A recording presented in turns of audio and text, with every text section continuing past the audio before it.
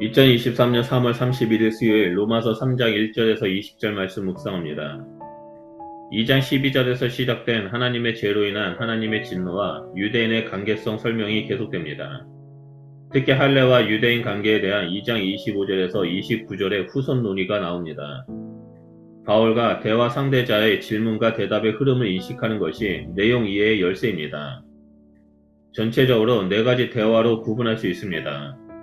첫째는 1절과 2절로 대화 상대자가 그러므로 라는 접속사를 통한 유대인의 나옴과 할례의 유익을 묻습니다. 바울은 스스로 질문을 만들어 독자가 느낄 수 있는 궁금함을 먼저 제시함으로써 바울의 대답에 집중하게 만들고 있습니다.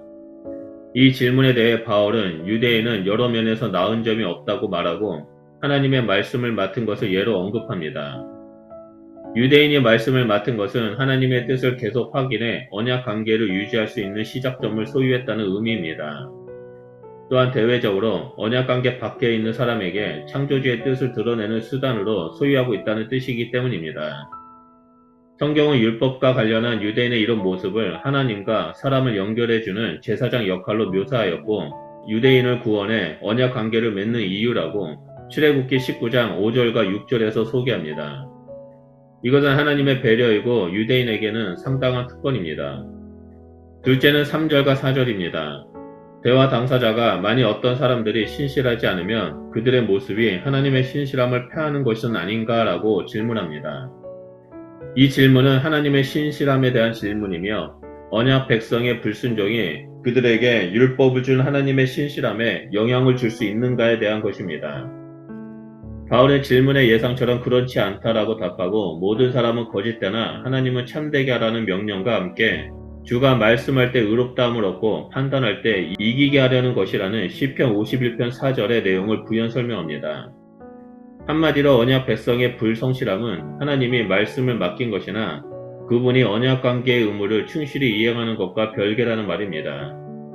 이스라엘을 언약 백성으로 부른 것은 그들이 자격이 있기 때문이 아니라 오직 은혜였습니다. 그렇기 때문에 그들이 언약 관계에 신실하지 않았다고 해서 언약 관계를 맺은 하나님의 신실함을 탓할 수 없습니다. 하나님의 신실함은 유대인의 상황에 좌우되지 않습니다. 자신에게 신실함으로 의로운 분이기 때문입니다.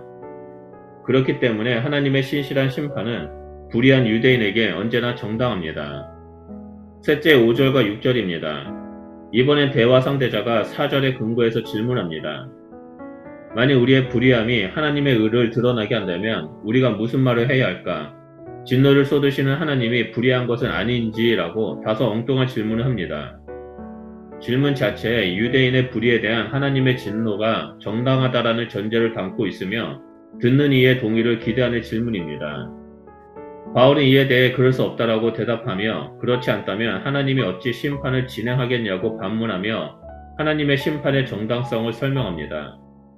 하나님은 유대인의 상황과 무관하게 은혜와 신실함으로 옛 언약 관계를 맺으셨지만 이후 관계 유지 과정에서 발생한 그들의 불성실에 대해서 반드시 심판합니다.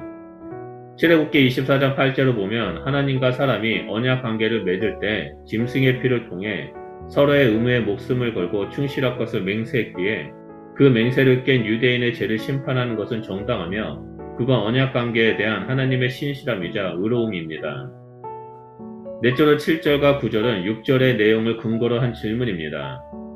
만일 나의 거짓을 통해 하나님의 참됨이 더 풍성하여 그의 영광이 되었다면 왜 여전히 하나님이 나를 죄인처럼 심판하는가?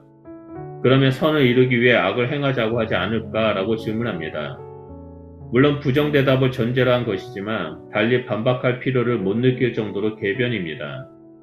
당혹스러운 것은 8절 후반부를 보면 바울이 이런 말을 했다는 비방이 실제로 있었다는 것입니다.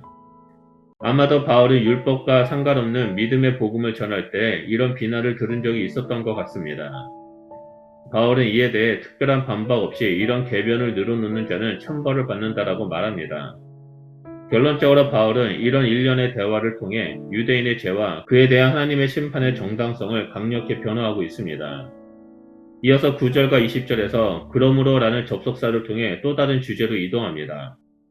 그 주제는 유대인과 이방인을 포함한 모든 사람의 죄인됨입니다. 대화 상대자가 우리가 이방인들보다 못한가라고 질문합니다. 이에 대해 바울은 결코 아니라고 대답합니다. 이는 유대인이 더 낫다라는 뜻이 아니라 앞서 말했듯이 유대인이나 헬라인 모두 제 아래 있기 때문에 누군가의 상황이 더 나은가를 따지는 것은 무의미하다는 말입니다. 곧 이어 바울은 10절에 기록된 바라는 표현을 통해 구약 성경 여러 부분을 인용하고 모든 사람이 제 아래 있음을 설명합니다. 특히 두 가지 내용으로 진행됩니다. 첫째는 10절에서 12절로 모든 사람이 죄인이라고 선포합니다. 의인은 하나도 없는데 깨닫는 사람도 하나님을 찾는 사람도 없고 오직 모든 이가 다 치우쳐 무익하게 되고 선을 행하는 자가 한 명도 없다라고 말합니다. 둘째는 13절에서 18절로 성경 여러 구절을 통해 죄가 가득 찬 사람의 모습을 묘사합니다. 신체와 관련해 목구멍, 혀, 입술, 입, 발과 길, 눈의 순서로 진행하는데 안에서 밖으로의 형태를 통해 모든 것이 다 악하고 뒤틀려 있음을 보여줍니다. 마지막 19절에서 20절에서는 유대인에 대한 설명을 두 가지 예를 들어 말합니다. 첫째, 율법의 행위로 의롭다함을 얻을 사람이 없음을 강조하는 것입니다. 율법은 죄를 해결하는 통로가 아니라 단지 하나님의 뜻을 전달해 죄가 무엇인지 알게 하는 역할을 한다는 것입니다. 따라서 율법을 가진 유대인도 근원적인 죄와 죄악의 열매를 해결하지 못하기에 그들 역시 하나님의 진노 아래 있습니다. 둘째, 유대인과 이방인 관계를 통해 하나님의 심판의 정당성을 설명합니다. 율법으로 하나님의 구체적인 뜻을 아는 유대인도 죄를 해결할 수 없다면 율법 없는 이방인은 더더욱 가망이 없습니다. 결국 모든 사람의 죄는 하나님의 진노 가정 아래 있고 스스로 죄를 포기하지 않기에 그 가정에서 벗어날 가능성은 전혀 없습니다. 이 세상의 모든 사람은 그리스도를 통해 구속을 받지 않는 한 스스로 의인으로 살 수 없습니다. 스스로 하나님을 찾거나 하나님의 뜻을 깨달을 수 있는 사람은 없습니다. 이런 우리를 새롭게 창조하여 의롭게 하시기 위해 예수님이 이 땅에 오셨습니다. 예수님 앞에서 자신이 선한 것이 없는 존재임을 인정할 때 하나님의 은혜로운 창조의 손길을 경험할 수 있습니다. 아무도 스스로 자신을 구원할 수 있을 만큼 의로운 사람은 없습니다. 다 제 아래 있습니다. 모든 사람이 부정할 수 없는 우리의 현실이자 진리입니다. 그 사실을 율법이 적나라하게 드러내주고 있습니다. 율법은 모든 사람이 죄의 영향력 아래 있어서 그리스도로 말미암지 않고는 아무도 심판을 피할 수 없음을 알려줍니다. 예수 그리스도만이 우리의 피난처가 되시며 구원자 되십니다. 그러므로 우리는 날마다 나의 산성, 구원자 되시는 예수님만을 의지하며 살아가는 자가 되어야 합니다. 그럴 때 우리는 완전하신 하나님의 왕같은 제사장이 되어 이 땅 위에 그리스도의 빛을 발하는 자가 될 것입니다. 기도하겠습니다. 하나님 감사합니다. 제 아래에서 죽을 수밖에 없는 우리를 위해 이 땅에 예수 그리스도를 보내주시고 예수님을 믿음으로 말미암아 진노의 심판에서 벗어나 하나님의 백성으로 구원해 주셔서 감사드립니다. 또한 성령님을 우리에게 보내주셔서 하나님을 알아가는 자가 되게 하시고 하나님의 형상을 닮아가는 왕같은 제사장, 거룩한 하나님의 백성으로 삼아주셔서 감사드립니다. 우리가 이 땅에서 믿음의 길을 걸어가며 살아갈 때 우리를 구원하신 하나님의 사랑을 기억하고 우리를 위해서 십자가를 지신 예수 그리스도의 은혜를 기억하며 믿음의 길을 걸어가겠습니다. 그러할 때 우리를 통해 하나님 큰 영광 받아주시고 이 땅 가운데 하나님 나라가 이루어질 수 있도록 역사하여 주시옵소서. 우리와 늘 동행해 주심에 감사드리며 예수 그리스도 이름으로 기도드립니다. 아멘.